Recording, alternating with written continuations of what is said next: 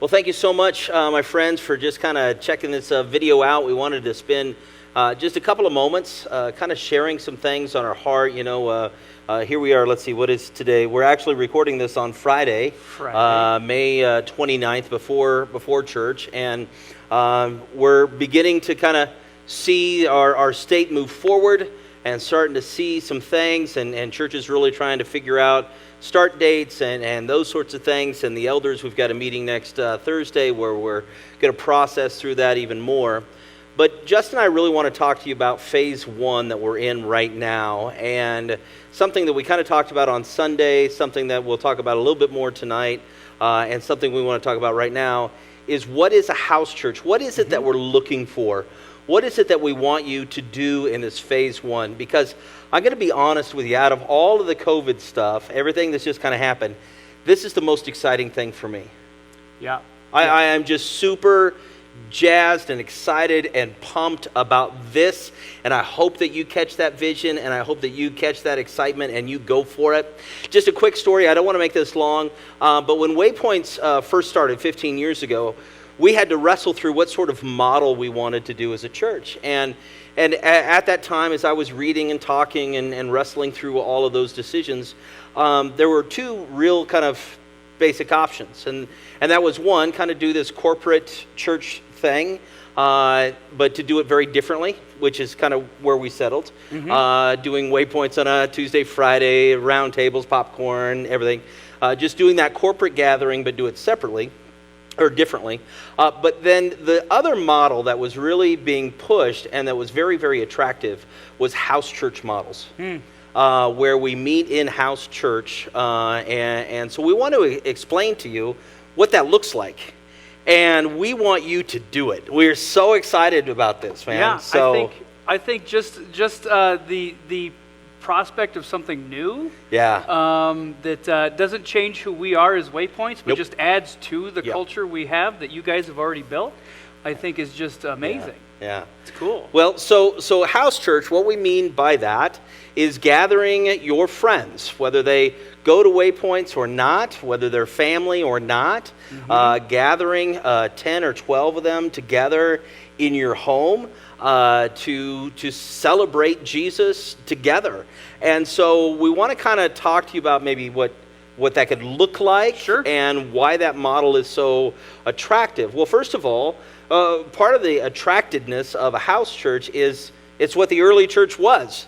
Yes. I mean, when you read in Acts chapter 2 and it says that they gathered in their houses daily and worshiped and all, this is what church began with. It was somebody's actual house. Yes. They lived there, and they invited the town and the city. Yes. Sometimes pack out the house. Yeah. So it's what the first church did. I think that's a big reason why house churches. But second, if I could just add to that, is it's naturally what we do. Yeah. Whether you're a believer or not, whether you go to church or not, you want to have people over to the house, or you want to go over to somebody's house, and you want to barbecue, and you want to hang. And this is just so natural of a relationship thing that I think it's a no-brainer in so many ways. Absolutely. I think we just, especially at summertime, you always want to bring people into the backyard or and just to hang out. Yeah. And there's no agenda. It's just life, and I think we're just wired that way. Yeah. I think it's very, very natural. And also with that naturalness is just that family atmosphere. I mean, we all want to feel like we're part of a family. I mean, some of us were raised in wonderful families, and some not so much.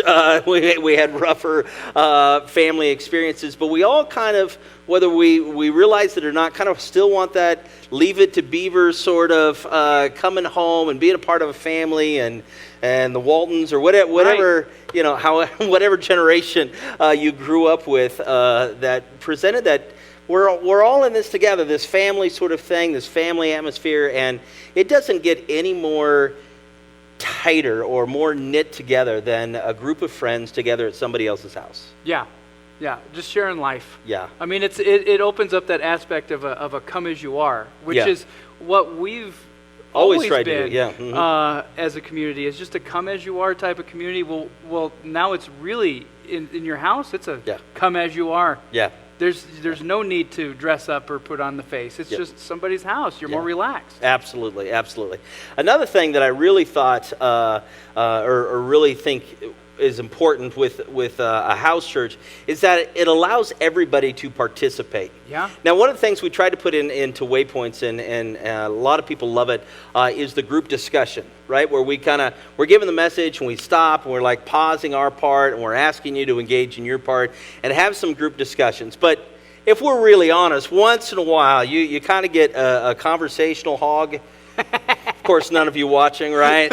We get in these tables, and only one or two people get to share. Right. And it's not that they're maliciously trying to hog the conversation, but we just don't give it that much time, right? Right. And so, as one person unpacks their thought, time might be over. Right. So, being able to have a very traditional, or not traditional, but a specific time to talk, yeah, I think that'd be great. Right. Right. Basically, it's the table, what we already do, but we're giving it extra time. Yes, absolutely, absolutely. So I think the ability to be able to get more people to interact and to hang out, I think that relationship time, you don't always have to be talking about Jesus, man. You be hanging out and, hey, man, are the Broncos going to be just as bad or whatever it is, right? And you can spend all your time talking and just sharing life together, right? Our vision statement, to chart a course through life together. This is what it is, relationships.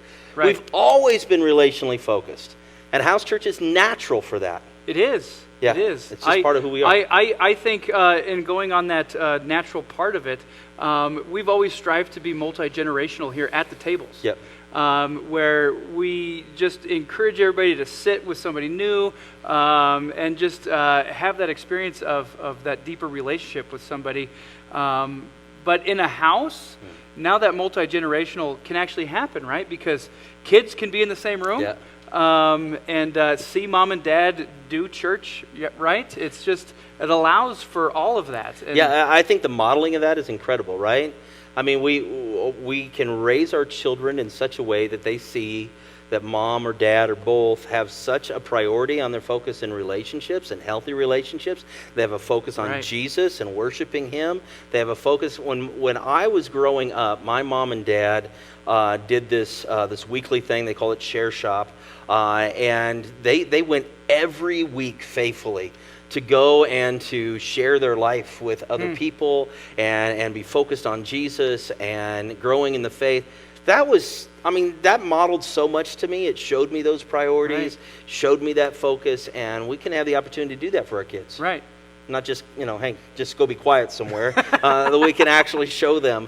And also, so the other one, there's lots of other more advantages, but the next advantage I want to talk about a house church is it really is evangelistic. And what I mean by that is we all know people who we want to introduce to Jesus, who are open to spiritual conversations. Sure. But they don't want to go to church. Right. Because church kind of freaks them out a little bit, right? We got all these images from the media, these thoughts of cults and all these sort of craziness going in our head, and they're just like, I want to know about Jesus, but I don't want to go to church. Right. And if you've ever told somebody about church and wanted to invite them, and you're like, but don't worry, it's not like church the way you're thinking. Let me explain you how we do church. They still have that. They glaze over like, what? Is that church? Yeah. It is. You just have to come. But still there's that angst of going to a new place. It's just... And statistics will show us that 9 out of 10 people who you say, hey, will you come to my house and hang out? We are going to talk about Jesus. Will come because it's your house and your relationship. Yeah. And it's so huge. People are not going to come to faith because Justin and I say come to faith. They're going to come to faith because you loved them and you were in friendship and in relationship with them. You are the one who's bringing them to Christ. And this is a beautiful opportunity to do that. Yeah. It's just natural, and I keep coming back to that. Yeah. This is what the first church did. This is how it started. It wasn't because whoever was speaking that day. It's because an average person, the neighbor most likely, loved and cared for their other neighbor and said, hey, just come hang out with us. Yep. Absolutely. And I love the word natural because this is a natural extension of Waypoints.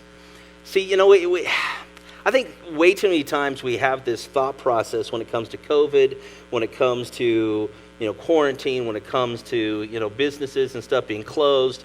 We're all fighting to get back to normal, whatever that was, right? Getting back to the way it used to be. Right. Instead, we should be fighting to get better. Mm-hmm. And I think this is one of these things that is a great thing. Right. I think this could grow our church. I think this could grow you as a person. I think this could advance the gospel. This is such an amazing thing, and it's such a natural extension of what we do. I mean, think about what we do already. I mean, right. we have the group discussions.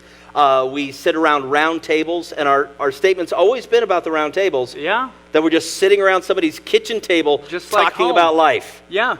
Well, now we are literally sitting around the kitchen table talking about life, right? Yeah. Yeah, it's already part of who we are at some level, whether we've realized it or not. Yeah. This concept of a house church is already something we're doing, and we're naturally geared towards that because our community is very, very good at making friends, at greeting and welcoming new people. Yeah. And how much easier is it going to be for you guys to do that in your own home? Yeah. Yeah, this absolutely. is This is so natural. Right. So natural. Which leads me to the last point of why we should do this as a community and why it is important that you should do this. It's because anyone can do this. Right. You don't have to be a pastor. You don't have to be an elder. You don't have to be some biblical scholar. You don't have to have these huge theological degrees or even understanding. You're just inviting friends to your house. Right. Turning on your TV as the live stream kicks in. Right. And then when we ask the group discussion questions, you pause and say, what do you think? Yeah. That's it. That's all we're asking. And what is also wonderful, so many of us, for so many years, 13 years, we ate meals together. Yes. And we love that. And so many of us kind of miss that. Yeah. And there's a variety of reasons why we're no longer doing that. But now you can do it. Now it's your house. Now you can do it. It's your house. Yeah. So Waypoints that kicks off live from the State Armory on Tuesday and Friday nights at 6:30. Invite friends. It is summer. People right? want to go do stuff. People want to go do stuff. Yeah. Their kids don't have to get up and go to school in the morning. Right. In fact, many of the adults don't have to get up and go to work in the morning. They just get up, walk 5 steps, and sit at their computer. Yes. And so you can say, hey, we're going to get together at 5. We're going to get together at 5:30. We're going to eat together. We're going to hang out. And then we're all going to go in the living room where the TV is showing Waypoints Live. And then we're just going to talk about those questions at the end. Yeah. And it can be 10-minute conversation or an hour-long conversation. It's completely up to you. Yeah. It's amazing, amazing, amazing thing. And I am so pumped for it. I think it is going to rock your world. I think it is going to just change our church and change our city and change our lives. Guys, I don't know if I've been more excited about something in a while. I mean, I'm totally pumped for this. The direction that God has just placed each and every one of us in, this is just a natural step because we've always talked about the church not being these 4 walls. Yep. This is a great place to come to gather as a large community and experience that worship.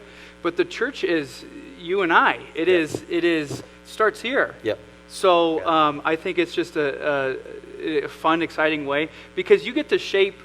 It's your house. Yep. You get to shape the people that you come in, and you even just get to love pick the on menu, them. man. You get to pick the menu. There you go. You can have popcorn. Yeah, there you go. Make sure you got that, and we got some more microwavable here. We'll be happy to get you some. Yeah. So this is phase 1, guys. Phase 1 is house churches.